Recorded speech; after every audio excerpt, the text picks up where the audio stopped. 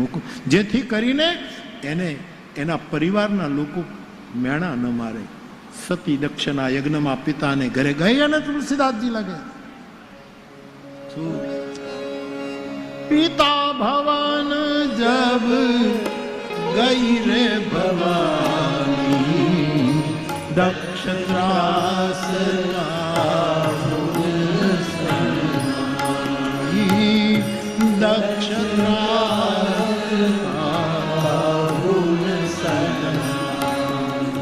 સાદર ભલે મિલી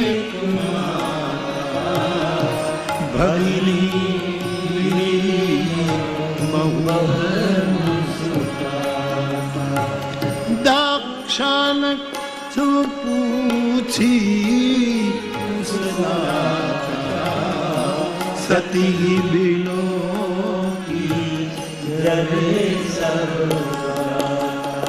યાજ્ઞવલ્કે ભરદ્વાજજીને શિવ ચરિત્ર કહેતા બોલ્યા છે કે જ્યારે ભવાની સતી ગયા તો દક્ષના ત્રાસને લીધે કોઈએ સતીનું સન્માન ન કર્યું. દક્ષે બધાને કડક સૂચના આપી કે મારો જમાઈ તો નહીં આવે, પણ મારી દીકરી કદાચ આવે તો પણ મારે મારા જમાઈનું અપમાન કરવું છે, બદલો લેવો માટે મારી દીકરીનું પણ કોઈ સન્માન નહીં કરતા. ભય બતાવ્યો છે, કોઈ સતીનું સન્માન નથી કરતા. એટલું જ નહીં, સતીની જે બહેનો છે એ બહેનો વ્યંગ કરવા લાગી, મેણા મારવા લાગી, મજાક કરવા લાગી. શિવથી છૂટા પડીએ ને પછી આ જ દશા થાય. સાહેબ, આપણને કોઈ ન બોલાવે, શિવથી જુદા પડવાનું પેલું છે. અને સતી અને પાર્વતીમાં શું તકલીફ છે? બંને જગ્યાએ એને હળગવું પડ્યું. સતીએ વિરોગમાં અગ્નિમાં સળગવું પડ્યું અને પાર્વતીએ હનુમાનજીનું પૂંછ બની, હનુમાન રુદ્ર, પાર્વતી એનું પૂંછ, અને લંકામાં ગયા ત્યારે એનું પૂંછ હળગાવી નાખ્યું. સતીએ માતૃ તત્વોએ હળગવું જ પડે છે સાહેબ, કાં તો સંયોગમાં અને કાં તો વિયોગમાં, બંને બજાય એને આગમાં જ પડવું. ત્યાં પૂંછ હળગાવ્યું અને અહીંયા સતી આખો દેખ હળગાવી. બાપ બેનો મેણા મારે છે. બાપે તો દીકરીને જોઈ ત્યાં તો એના ગાત્રો એકદમ ધ્રુજવા લાગે, એકદમ આંખ ફેરવી નાખે. કેટલું મોટું અપમાન! આ જગતમાં અપમાન તો ઘણા છે સાહેબ, પણ તુલસીદાસજીએ વૈશ્વિક વિચાર આપ્યો કે જદપી જગદારુણ દુઃખ નાના, કઠિનમાં કઠિન ઘણા દુઃખો છે, પણ સબતે કઠિન જાતિ અપમાના. જાતિનું અપમાન બધા કરતા મોટા મોટું અપમાન, એ અપમાન થયું છે. બાપ ન બોલાવે, બેનો મેણા મારે. પણ ભગત બાપુએ લખ્યું, કોણ ભગત બાપુનું કોનું છે? એને જગમાં જાજા વેર, જેની માથે નથી મોહનની મેર. જેનો શિવ રૂઠે એને પછી બધા રૂઠે. પરંતુ એક બચાવ કર્યો, માં ન રૂઠી. સતીની માતા સતીની પાસે જઈને હાથ ફેર્યો, બેટા તારા પિતાની બુદ્ધિ આજકાલ સત્તામાં છે, આ બહેનો તો હવે બહેનો છે, કોઈ તને સન્માન નથી કરતું ભયને લીધે, પણ દીકરા હું તો તારી છું ને. માનું માતૃત્વ તુલસીએ બચાવ્યું. સાદર ભલે હી મિલી એક માતા. આશ્વાસન આપ્યું, ધીરજ આપી. સતી સીધા યજ્ઞ મંડપમાં ગયા. ખચાખચ મંડપ ભરેલો, આટલા દેવતાઓ, મુનિઓ, ઋષિ મુનિઓ. કોઈ સામાન્ય માણસને ઘરે યજ્ઞ નહોતો. પ્રજાપતિ દક્ષ એને ઘરે યજ્ઞ હતો. યજ્ઞમાં ગયા, ચારે બાજુ દ્રષ્ટિ કરી છે. કતહુ ન દેખ શંભુ કર ભાગા. બધા જ દેવતાઓના સ્થાપનો હતા, પણ બ્રહ્મા વિષ્ણુ મહેશ ત્રણ દેવના જે મુખ્ય છે એના સ્થાપન નહીં. બ્રહ્માનું એક નામ છે વિધિ. યજ્ઞમાં વિધિ જ ન હોય તો યજ્ઞનો કોઈ અર્થ નથી. વિધિ તો પ્રધાન છે. યજ્ઞ વિષ્ણુ પુરુષ ગણાય, વિષ્ણુ જ ન હોય, યજ્ઞ પુરુષ જો ન હોય તો યજ્ઞનો કોઈ અર્થ નથી. અને શિવનો અર્થ થાય કલ્યાણ. જે સત્કર્મ બીજાના કલ્યાણ માટે નિર્મિત ન થયું હોય એ યજ્ઞનો કોઈ અર્થ. તો કલ્યાણ નથી, વિધિ નથી અને યજ્ઞ પુરુષ નથી. એ યજ્ઞ કેમ સફળ થાય? ચારે બાજુ જોઈ લીધું. શિવજીનું ક્યાંય સ્થાન નહીં. તુલસી લખે તબ ચિત્ત ચઢેવું. પોતાના ચિત્તમાં ટકોરો વાગ્યો. મારા પતિ કહેતા હતા એ સાચું હતું કે દેવી જવામાં ફાયદો નથી, તમે સહન નહીં કરી શકો. તબચિત ચટાવ્યું જો શંકર કહેવું. શિવે કહ્યું હતું પણ હવે મોડું થઈ ગયું. મધ્ય ભાગમાં સતી ગયા છે અને પૂરી સભાને સંબોધન કર્યું તુલસીની ચોપાઈમાં. સુનહુ સભાસદ સકલ કહી સુની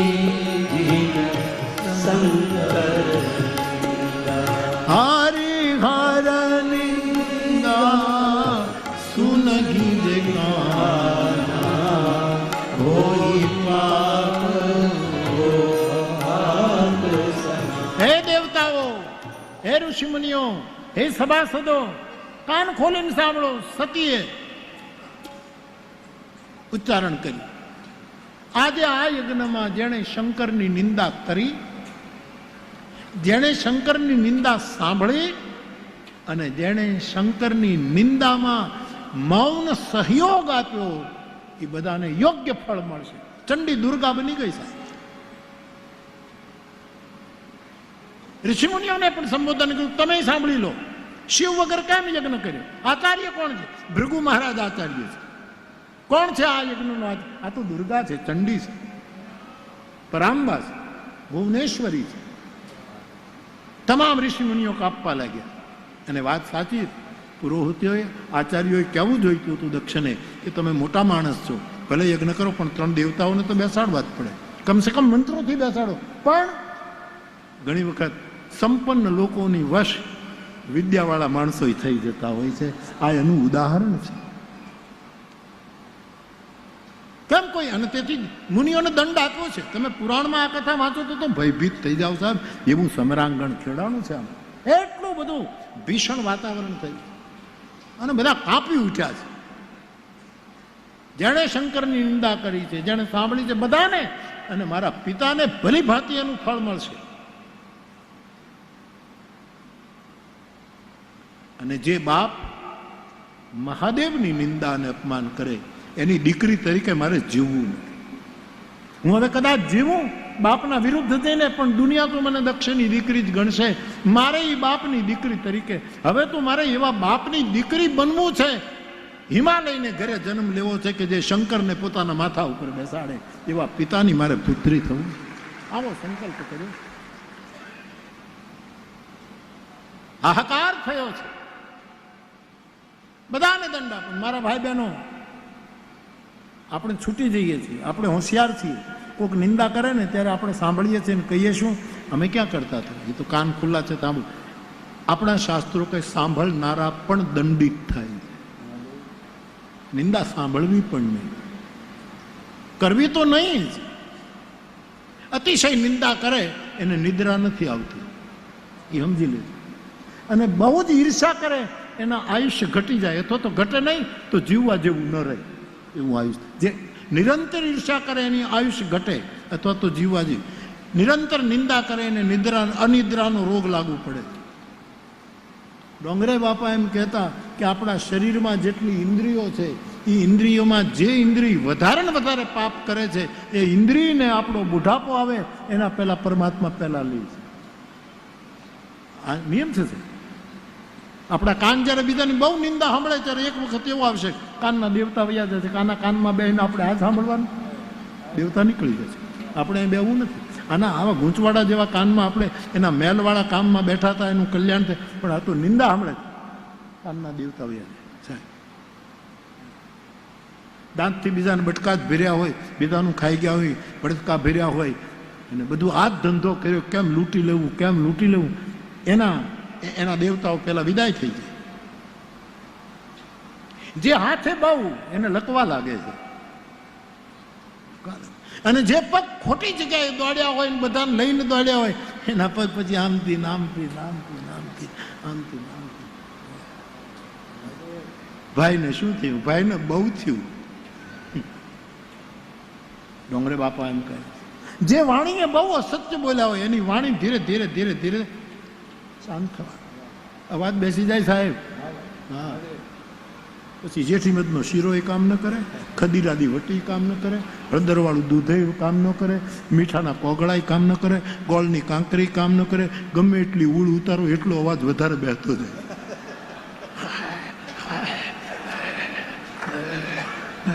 સુન હું સભા સદસ્ય કલ નિંદા, પણ તું ક્યાં? આ તારો દેવતા ગયો ક્યાં? વાણી ગુણાનું કથન શ્રવણો કથાયામ ભાગવતકાર કહે, વાણી જેને હરિના વર્ણનમાં વાપરી હશે અને કાન જેને ભગવાનની કથા સાંભળો એની ઇન્દ્રિયો એને આશીર્વાદ આપશે. કરનિત કર હિરામ પદ પૂજા, જેના હાથે શ્રેષ્ઠોને આવકાર આપીને પૂજ્યા હશે, સારા કામ કર્યા હશે અને જેના ચરણ તીર્થોમાં ગયા હશે, પવિત્ર સ્થાનોમાં ગયા હશે, એ બધું અયોધ્યા કાંડમાં લખ્યું છે. એ ધન્ય ધન્ય થશે. બાકી કાનના દેવતા વયા જાય, આંખના દેવતા વયા જાય. બધાને નિંદા સાંભળે એને દંડ ભોગવવો. આપણે બહુ છટકી જઈએ. અમે ક્યાં સાંભળતા? આ તો અમે તો રસ્તામાં ઊભા હતા પણ એ વાતો કરતો હતો, પણ તારે નીકળી ન જવાય. બાનું બતાવે કે મારે બસનો ટાઈમ થઈ ગયો છે, પણ ટક્કર લઈ જાય બીજાની વાતો સાંભળવામાં. આમ ગરિયો ટક્કર લે ને એમ, અને ગરિયો છે ને પોતે ટક્કર નથી લેતો, બીજાની દોરીથી જ ટક્કર લેતો હોય.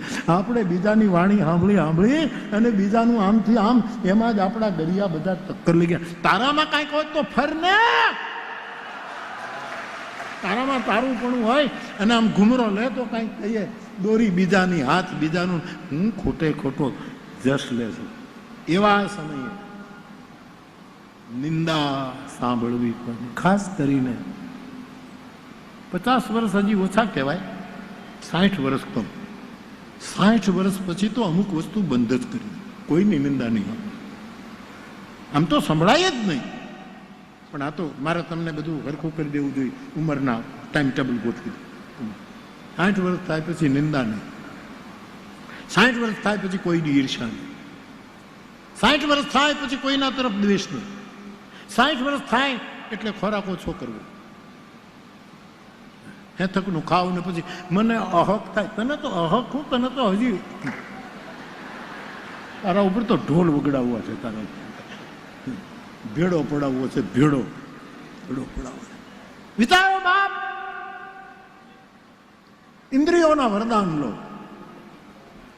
સતીએ કહ્યું, જેને નિંદા સાંભળી, અને જરા આક્રમક શબ્દો છે માનસમાં, તો એ બહુ જ આક્રમક.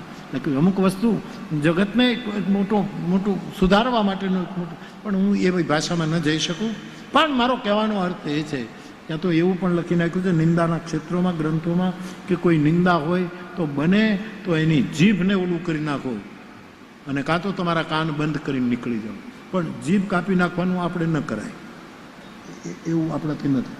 કાન આપણા છે બંધ કરીને નીકળી જાય, બાકી ઓલું રહેવા દેજો. એ ભલે એનું એ કર્યા જ કરશે ને, એટલે એનું પાપનો ઘડો જ એને પતાવી દેશે. આપણે કાંઈ નહીં કરવું પડે, એને અવસર આપો, એ ધીરે ધીરે વધારો થતો જશે. પણ આપણે કાન બંધ કરીને તો જતા રહીએ. તમારા ધર્મ વિરુદ્ધ, તમારી સનાતન પરંપરા વિરુદ્ધ, તમારા ગુરુ વિરુદ્ધ, તમારા ઈષ્ટ ગ્રંથ વિરુદ્ધ, તમને ગુરુએ મંત્ર આપ્યો એ મંત્ર વિરુદ્ધ, તમારી ખાનદાની વિરુદ્ધ કોઈ માણસ હોય એનો સંગ જ ન કરાય સાહેબ. એ ગમે એટલો હોય, શું ભલે મરને હોય મોટો ભૂખ હમઢિયાળું કહે, એની પાસે એવી હિંમત હોવી જોઈએ. સતીનો એ ઘોર નાદ સાંભળ્યો છે, બધા કફડી ઉઠ્યા છે. અને સતીએ અસ કહી જોગ અગ્નિતનું જારા, યોગાગ્નિમાં સતીએ પોતાના દેહને હોમી દીધો છે ને હાડ હાડ હાડ અગ્નિએ સતીને સમાવી લીધા. આખા યજ્ઞ મંડપમાં હાહાકાર મચી ગયો. અને શંકરના ગણો જે સાથે ગયા હતા સાહેબ, એને જોયું કે અમારી માં બળી ગઈ. અને પછી શિવદૂતોએ જે તાંડવ રચ્યું, નંદી જે લડ્યો છે, નંદી એ વખતે સાહેબ પુરાણોમાં જે લંડીનું યુદ્ધ છે, ગજબનો નંદી જે લડ્યો છે, ભયંકર વૃદ્ધ હતો કે નંદીનું જે આખું યુદ્ધ છે. ગણો એ બધું અસ્ત વ્યસ્ત કરી દીધું. કેટલાકને તો યજ્ઞમાં હોમી દીધા છે, પકડીને લાગ્યા. અને મહાત્માઓ બધા ભાગ્યા છે, જે એવા ભાગ્યા છે સાહેબ, સમજ્યા, જટાવ બટાવ ખુલી ગઈ અને બધા જે એવા ભાગે, પગની પાની કેળ ઉપર અટકી જાય એવી દોટો મૂકી છે, એવા ભાગ્યા છે. અને દક્ષની જે દુર્ગતિ થઈ છે સાહેબ, ભયંકર કથા એવી છે, દક્ષનું મસ્તક કાપી અને યજ્ઞ કુંડમાં હોમી દીધું છે. હાહાકાર થયો. ભૃગુ નામના આચાર્ય જે હતા, એને થોડીક યજ્ઞની રક્ષા કરવાની કોશિશ કરી, ગણોને સમજાવ્યા. અને અહીંયા મહાદેવને કૈલાસ ઉપર સમાચાર મળ્યા કે સતી તમારું અપમાન સહન ન કરી શક્યા અને એને અગ્નિમાં દેહ હોમી દીધો અને ભગવાન શંકર કૈલાસમાં ઊભા થઈ ગયા. એનું અદભુત દાંપત્ય હતું. અને એ વખતે શિવજી પુરાણની વાત આખી જુદી છે, પણ જટા પછાડી છે, એક વાળ પડ્યો છે, એક લટ છૂટી પડી ગઈ અને એમાંથી વીરભદ્ર નામનો ગણ ઉત્પન્ન થયો. અને વીરભદ્ર કરી કોપ પઠાય વીરભદ્રને રહ્યો સહ્યો યજ્ઞ વીરભદ્રએ નામ શેષ કર્યો. તુલસી મર્યાદાથી લખે છે કે દક્ષની એવી ગતિ થઈ જેવી શિવ વિરોધીની થવી જોઈએ. શિવ વિરોધીની જેવી ગતિ થાય એવી ગતિ દક્ષની થઈ. ટૂંકમાં બદલો લેવાથી મંડાયેલા યજ્ઞો કોઈ દિવસ પૂરા થતા નથી.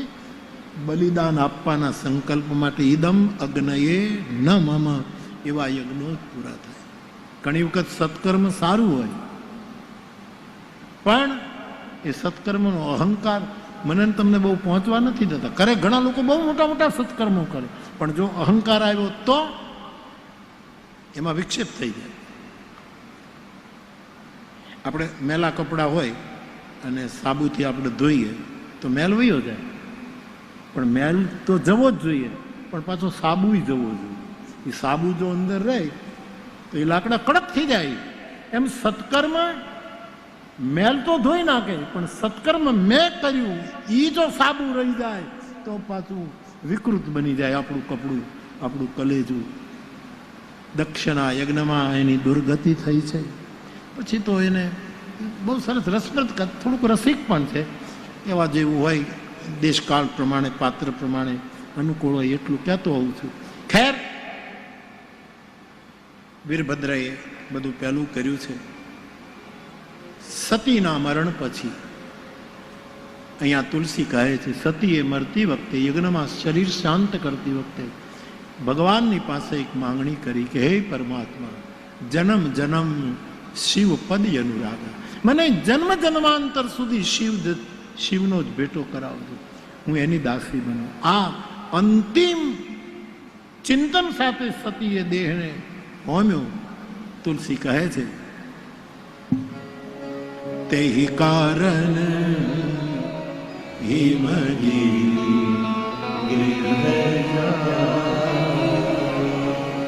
અંતે જે મતી એવી ગતિ હોય એમ જો આપણે માનીએ છીએ તો આ કારણને લીધે જન્મી પાર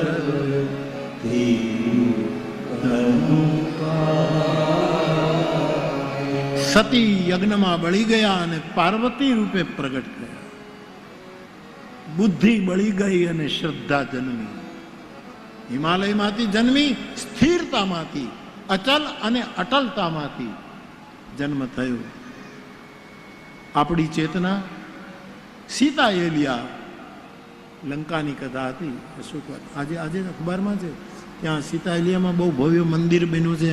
આપણા 1008 શ્રી રવિશંકર આજના છાપામાં છે. સીતા એલિયામાં કંઈક એનું ઉદ્ઘાટન, હું રાજી થયું. વર્ષો પહેલાં અમે જાનકી જ્યાં જે અશોક વાટિકામાં બંદી હતા ત્યાં કથા કરી. ત્યારનું નિવેદન મને યાદ છે કે માણસની ચેતના જે છે એ બહિર્મુખ ગતિ કરે ત્યારે બુદ્ધિ છે અને અંતર્મુખ યાત્રા કરે ત્યારે શ્રદ્ધા છે. આ એક જ ચેતનાના પ્રવાહ.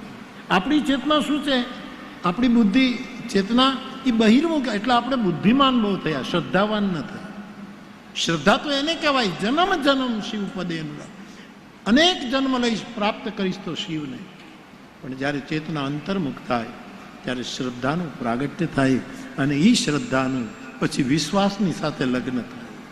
વિશ્વાસ અને શ્રદ્ધાનું, અને એમાંથી વિવેક નામનો ગણેશ જન્મે છે અને પુરુષાર્થ નામનો કાર્તિક સ્વામી જન્મે છે. આવા આધ્યાત્મિક અર્થો સાથે આજની કથા પૂરી થાય છે. બાપ, શિવના વિવાહની કથા કાલે સંક્ષેપમાં કહીશ અને રામ જન્મની કથા પણ કાલે લઈ લઈશું.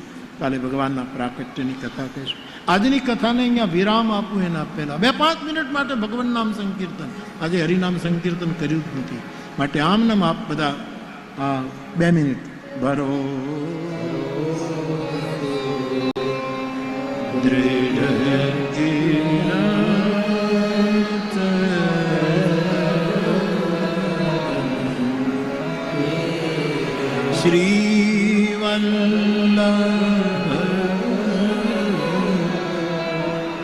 નખ ચંદ્ર છટા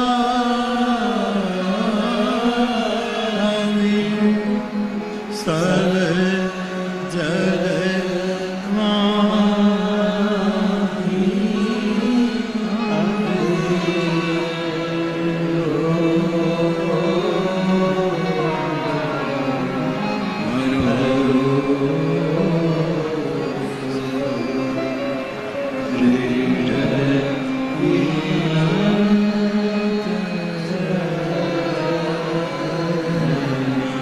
છેલ્લે હરે રામ રામ રામ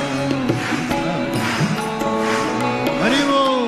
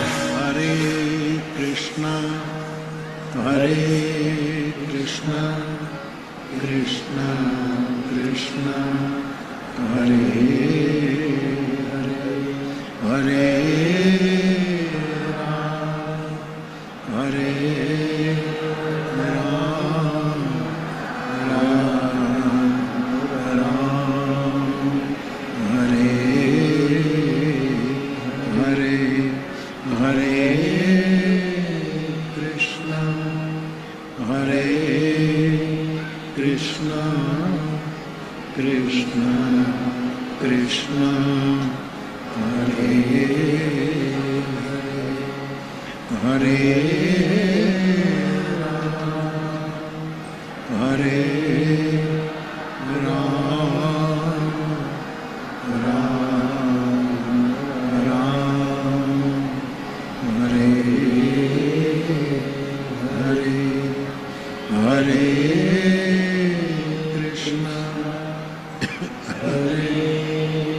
कृष्ण कृष्ण कृष्ण हरे हरे हरे हरे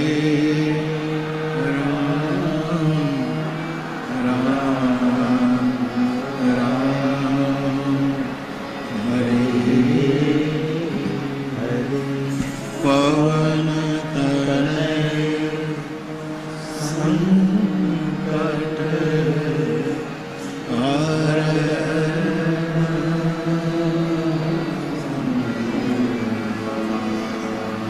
मंगल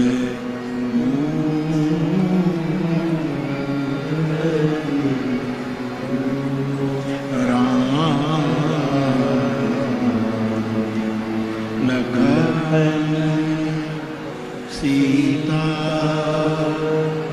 सहित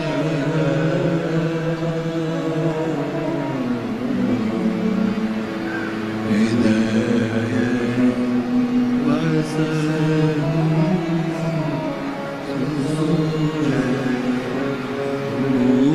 बोलिए हनुमान जी महाराज प्रिय तो बाप પાંચમા દિવસની રામકથા અહીં વિરામ લે છે. આપ સૌ પ્રસાદ લેજો એવી પ્રાર્થના. વાહનોનું ધ્યાન રાખજો, આપણા બાળકોનું ધ્યાન રાખજો, અન્નનો બગાડ ન થાય એનું ધ્યાન રાખજો, સ્વચ્છતાને બરાબર પકડી રાખજો. ડોલંગરી બાપાનો પ્રસાદ છે, બને ત્યાં સુધી બધા જ પ્રસાદ લઈને જજો. આવતીકાલ સવારે 10 વાગે પાછા કથામાં આપણે મળીશું. આજની કથા વિરામ લે છે. આપ સૌને મારા પ્રણામ. જય સિયારામ. ભાવ સે બોલો રામચંદ્ર ભગવાન પ્રિય